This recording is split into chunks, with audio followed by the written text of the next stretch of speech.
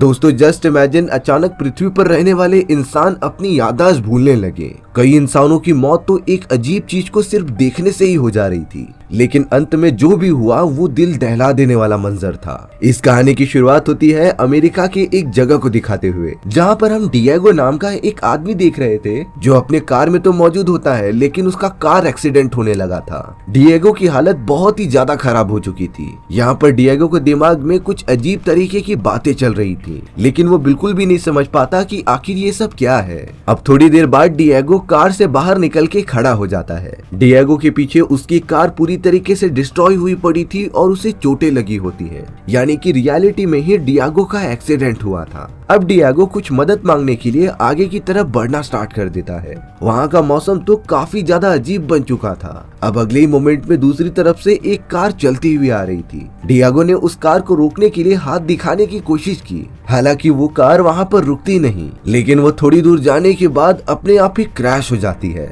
Diego जल्द से जल्द उस कार के पास जाकर देखने लगा कि आखिर वहाँ हुआ क्या। तब डिएगो को कार के अंदर एक लेडी मरी पड़ी हुई दिखाई देती है। उस लेडी की आंखें पूरी तरीके से वाइट हो चुकी थी और इसका रीजन डिएगो को बिल्कुल भी नहीं पता था। ताज्जुब की बात ये होती है कि डिएगो को तो खुद का ही नाम नहीं याद आ रहा था। वो अपने पास्ट लाइफ के बारे में बहुत सारी चीजें याद करने की कोशिश भी करता है, लेकिन इसका कोई फायदा नहीं था, जैसे कि डिएगो की सारी याददाश्त चली गई थी। अब डिएगो अपने जेब में से ड्राइविंग लाइसेंस निकालता है और अपना नाम देख लेता है, जिसके बाद वो थोड़ी मदद लेने के लिए आगे निकल ही रहा था, तभी अचानक कुछ कौवे मरकर जमीन पर गिर जाते हैं। उन क्रूज की भी आंखें पूरी तरीके से वाइट हो चुकी थी, यानी कि जिस भी चीज से ये सब हो रहा है वो सिर्फ इंसानों पर नहीं बल्कि जानवरों और पक्षियों पर भी इफेक्ट कर रहा था। अब डिएगो लगातार चलते हुए एक रेस्टोरेंट के पास पहुंच जाता है, लेकिन जब वो रेस्टोरेंट के अंदर गया तब उसने देखा कि अंदर मौजूद सारे के सारे लोग उसी अनजान तरीके से मर चुके हैं। उन सभी लोगों की आंखें पूरी तरीके से सफेद हो चुकी थी। डिएगो कुछ नहीं समझ पाता कि आखिर ये सारी चीजें हुई कैसे। बाहर की तरफ एक गाड़ी भी आकर क्रैश कर जाती है, जिसका ड्राइवर भी आंख सफेद होने के कारण मारा जा चुका था। डिएगो को तो एक समय पर लगने लगा होता है कि ये सारी चीजें जरूर किसी खतरनाक वायरस की वजह से हो रही है, इसीलिए डिएगो खुद को बचाने के लिए अपना मुंह बंद कर लेता है और अब उसके पास जो अपना ड्राइविंग लाइसेंस था वो उसे फॉलो करके अपने घर पर पहुंच जाता है। घर के अंदर पहुंचने के बाद डिएगो थोड़ा सा रिलैक्स हो गया था, पर अब डिएगो को न्यूज के माध्यम से ये पता चल जाता है कि ये काम किसी खतरनाक वायरस का ही है। अपने आप को वायरस से बचाने के लिए डिएगो ने तो सारे घर की खिड़कियों और दरवाजों को सील कर दिया था और अब डिएगो ने डिसीजन लिया था कि वो घर से ज्यादा बाहर नहीं निकलेगा। कुछ देर बाद डिएगो को एक फार्मर दिखाई देता है जो अपनी मशीन को ठीक कर रहा था। डिएगो उस फार्मर की तरफ चिल्लाने लगा कि तुम जल्द से जल्द अंदर आ जाओ, क्योंकि वायरस तुम्हें इन्फेक्ट कर सकता है। हालांकि खिड़की पर कांच लगे होने के कारण डिएगो की बात उस किसान तक नहीं पहुंचती,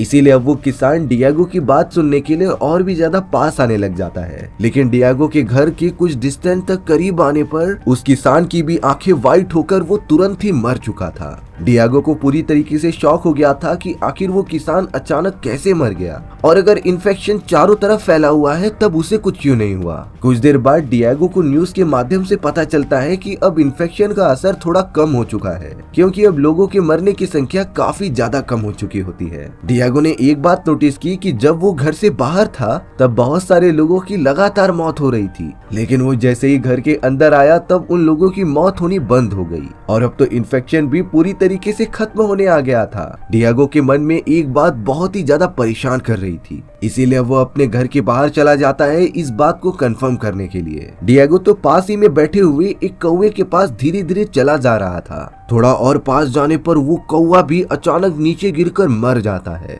अब यहाँ डिएगो को रियलाइज हो गया था कि सभी लोग इन्फेक्शन की वजह से नहीं मर रहे हैं, बल्कि इन सारी चीजों का असली रीजन वो खुद है। डिएगो ही जहाँ जहाँ पर जा रहा था उसके रेडियस में आने वाले सभी लोग बड़े ही अनजान तरीके से बिना तकलीफ झेले मर जा रहे थे। ये बात डिएगो को तो कंफर्म हो चुकी थी कि वही सारी परेशानी की जड़ है, इसीलिए वो अपने घर के अंदर जाकर खुद को बंद कर लेता है ताकि उसकी वजह से और भी कोई मासूम लोगों की जाने न जाए। डिएगो को वहाँ पर रहते हुए पूरे एक दिन बीत चुके थे, पर तभी अचानक डिएगो देखता है कि एक अनजान औरत उसके घर की तरफ आ रही है, जो शायद डिएगो को ही ढूंढ रही थी। डिएगो उस औरत को चिल्ला चिल्ला कर कह रहा था कि तुम मेरे पास मत आना, तुम यहाँ से जल्द दूर चली जाओ, लेकिन वो औरत तो आकर डायरेक्टली डिएगो के सामने खड़ी खड़ी हो जाती है। डियागो ने देखा कि बाकी लोगों की तरह उस औरत को कुछ भी नहीं हो रहा है, साथ ही साथ उसके साथ जो कुत्ता था वो भी नॉर्मल होता है। वो औरत अपना नाम जेन बताती है, जो उस समय एक्सीडेंट के दौरान डियागो के साथ ही में मौजूद थी। जेन भी एक्सीडेंट के बाद अपनी सारी यादें भूल चुकी होती है।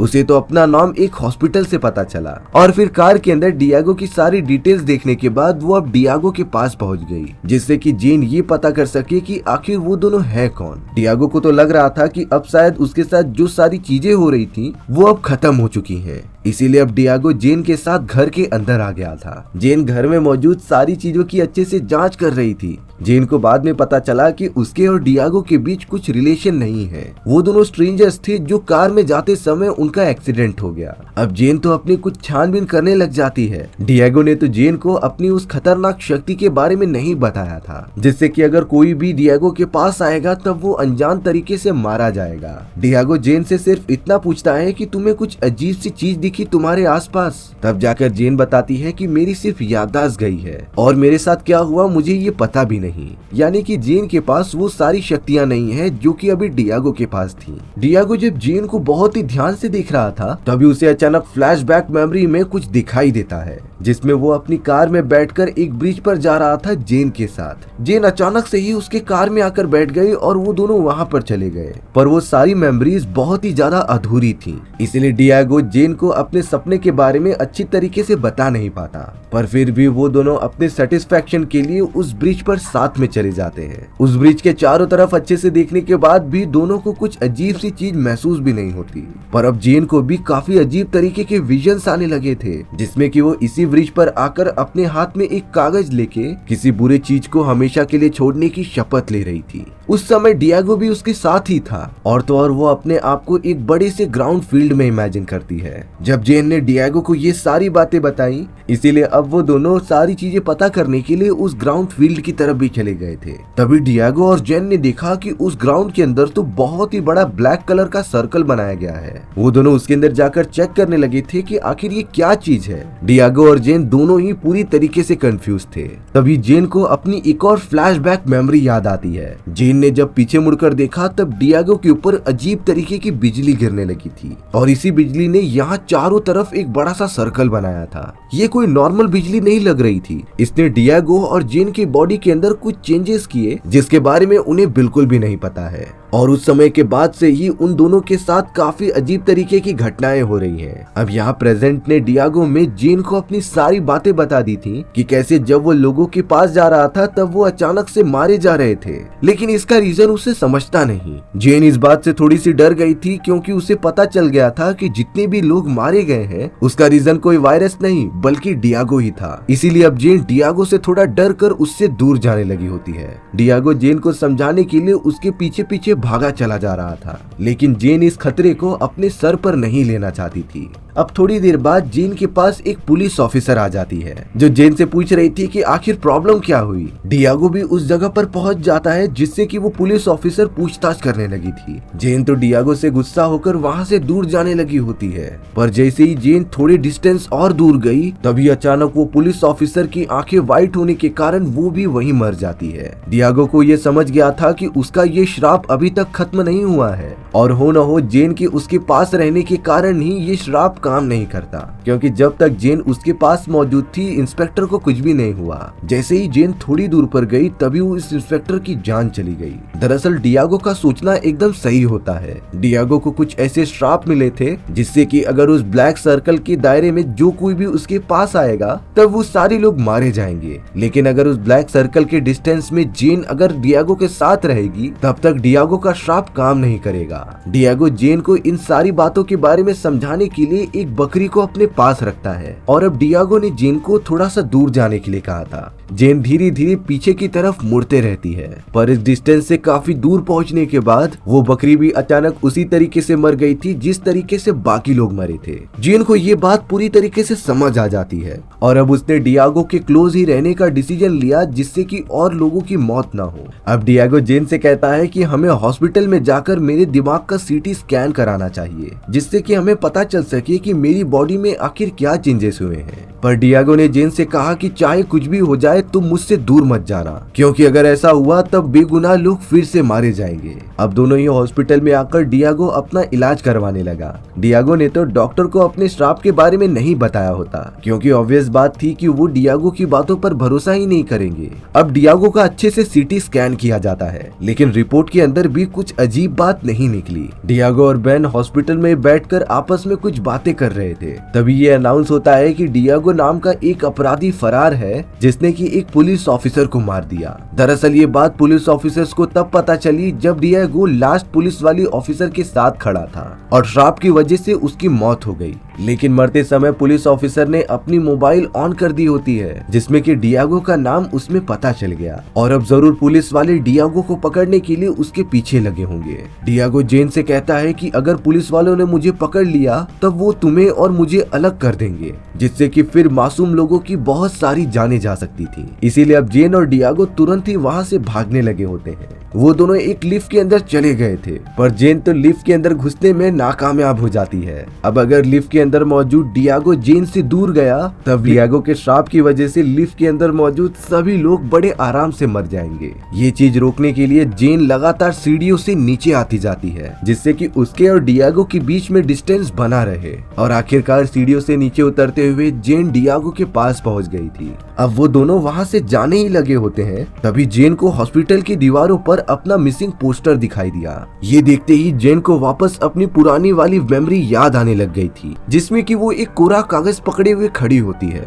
लेकिन इस बार वो कोरा कागज और कुछ नहीं बल्कि ये मिसिंग पोस्टर था। ये सारी चीजें देखने पर लग रही थी कि धीरे धीरे उनकी सारी मेमोरी ओपन हो रही हैं और एक के बाद एक उन दोनों को अजीब चीजें पता चल रही थी। डियागो को भी अपना एक और फ्लैशबैक रियलाइज होता है, जिसमें कि वो और जेन एक कार में बैठकर दूर जा रहे थे, पर तभी अचानक आसमान में बहुत ही ज्यादा तेजी से बिजली कड़की और इसी बिजली की वजह से उन दोनों का कार क्रैश हुआ। अब यहाँ जेन को रेडियो के पर पता चलता है कि डियागो के साथ जो लड़की मौजूद थी उसका नाम रोज है और उसका हस्बैंड जिसका नाम सैम था वो उसे लगातार चारों तरफ ढूंढ रहा था। जेन तो पूरी तरीके से शॉक रह जाती है, क्योंकि उसका असली नाम रोज है और उसका तो सैम नाम का एक हस्बैंड भी मौजूद था। जेन ने तो ये सारी बातें डियागो को अच्छी तरीके से बता दी और रोज कह रही थी कि अगर हम मेरे हस्बैंड सैम के पास चले जाएं, तब हमें इन सारी चीजों के बारे में पता चल सकता है कि क्या हो रहा है। इसीलिए वो दोनों बिना टाइम वेस्ट किए सैम से मिलने चले गए थे।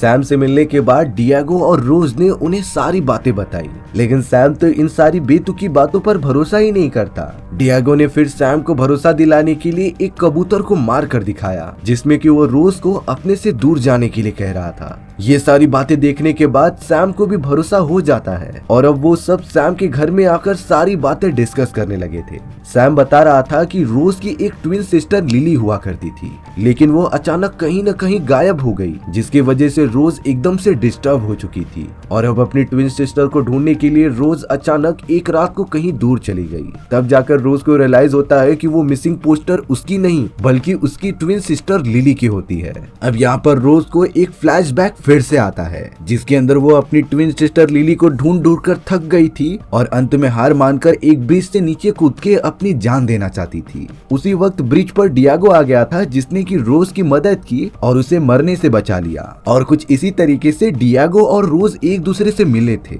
अब यहाँ रियलिटी में डियागो और रोज डिसाइड करते हैं कि वो पुलिस वालों से बच कर रहेंगे, इसीलिए उन्हें किसी भी हालत में एक सेफ जगह पर जाना पड़ेगा।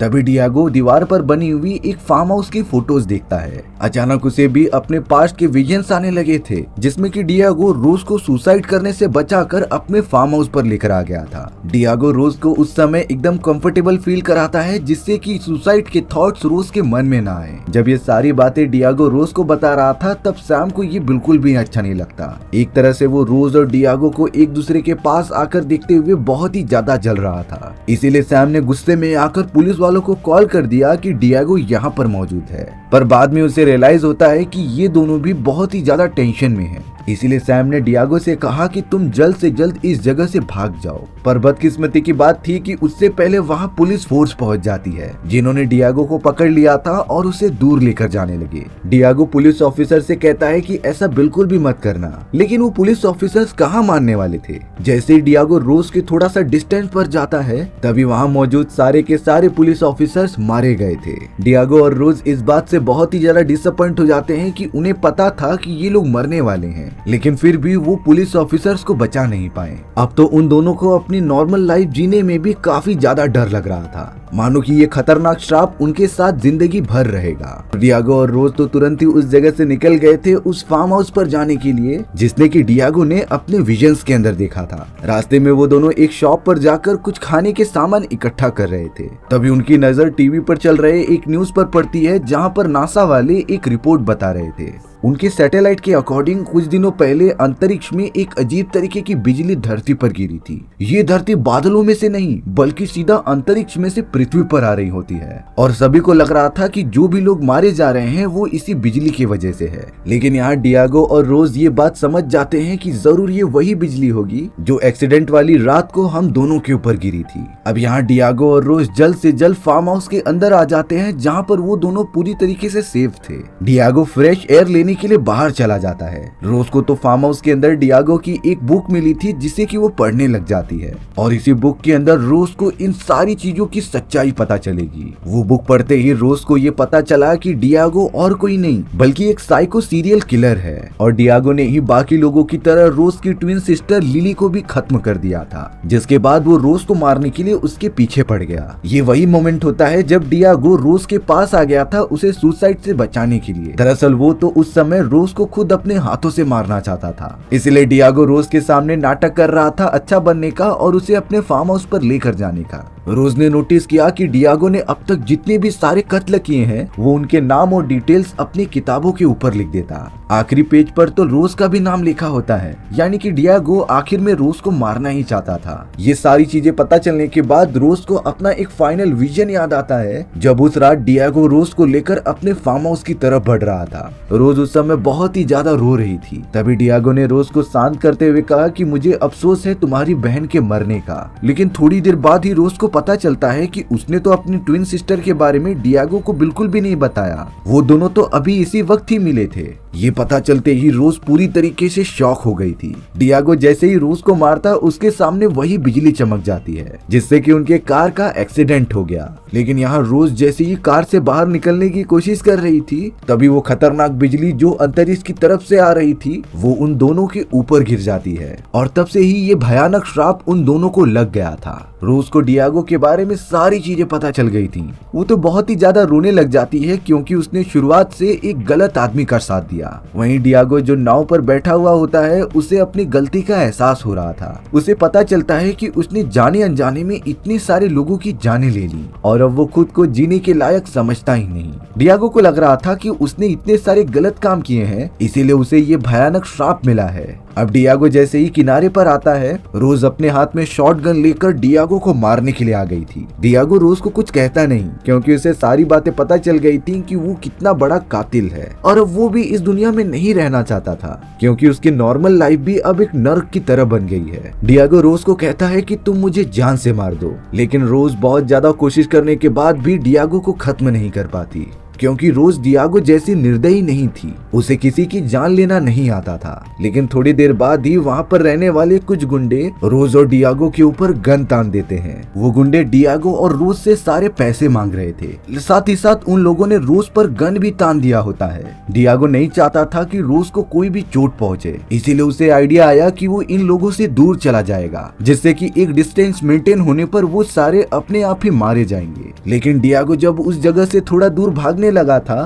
तभी उनमें से दो गुंडे गन लेकर उसका पीछा करने लग जाते हैं, और अब रोज से कुछ दूरी पर आते ही वो दोनों गुंडे अचानक ही मर गए थे। लेकिन अभी भी एक तीसरा गुंडा रोज को पकड़े हुए खड़ा था। वो तो अपने दोनों साथियों को इस तरीके से मरता हुआ देखकर एकदम चौंक जाता है, क्योंकि ना ही किसी ने उनके ऊपर हमला किया और ना ही कुछ ब्लास्ट किया, तभी भी वो दोनों क्यों मर गए। अब रोज यहाँ पर उस तीसरे आदमी के चंगुल से छुटकर वहाँ से भागने लग जाती है। उस तीसरे लड़के ने गुस्से में आकर बंदूक तान दी थी रोज के ऊपर, जिसे कि वो फायर करने जा रहा था। डियागो तो अब लगातार रोज की जान बचाने के लिए उस आदमी को रोकने चला जाता है, लेकिन जब तक डियागो वहाँ पर पहुँचता उस लड़के ने रोज के ऊपर गोली चला दी थी। डियागो तो सीधा रोज के पास चला जाता है उसकी मदद करने के लिए, और उन दोनों के बीच डिस्टेंस काफी दूर होने के कारण डियागो के श्राप की वजह से वो आखिरी लड़का भी मारा गया। रोज को यहाँ पर एक गोली लग चुकी थी जो बहुत ही ज्यादा गंभीर हालत में होती है, इसीलिए अब डियागो रोज को बचाने के लिए उसे कार में बिठाकर हॉस्पिटल ले आता है। रोज डियागो से कह रही थी कि तुम प्लीज मेरे साथ अंदर चलो,